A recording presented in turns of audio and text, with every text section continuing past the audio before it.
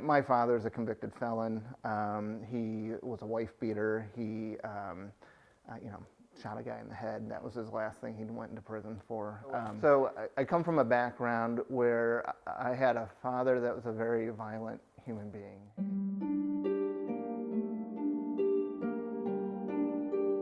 And fortunately for me, my mom broke the mold of most victims, or of many victims, and she found the courage to get away from it. And it actually spared me significantly. And sometimes I shudder at the man I would be if she would not have gotten out of that environment. I think about the help I got from my grandmother and my grandfather, who said, you know, we are going to sacrifice the idea of retirement and come into our house and we're going to love you and care for you. They demonstrated to me that, that you have to be selfless at points. There are times where you have to think about others than yourself. When I was on the board of Child Guidance and Family Solutions, we got an email from one of the counselors that said one of her patients needed a pair of tennis shoes. It was a 14-year-old girl, and she wanted to try out for the track team, but she could not afford a pair of tennis shoes. And the question was, can someone on the board buy her a pair of tennis shoes? My first reaction was, I'll buy her the pair of tennis shoes. As you know, as an aside, again, coming from a very humble background, my mom sold shoes at Kmart. That was her career. So, and just retired a couple years ago.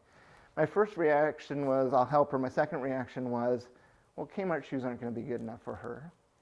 My third reaction was, shame on me. Let her make that decision. Just buy her the shoes. So I bought her the shoes. And I tell you, I think with my mom's discount, I think I paid $12 for the shoes.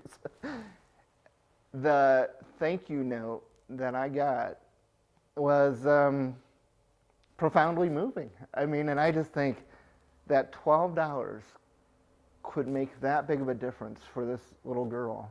I consider it a little bit of a blessing that I've been in a position of need myself. The blessing is that when people react to that need, which I was fortunate enough to experience, you know that you're loved and you know that people care. So, and I imagine all of us have been through something where we need help. We may not talk about it a lot, but probably all of us have been through help.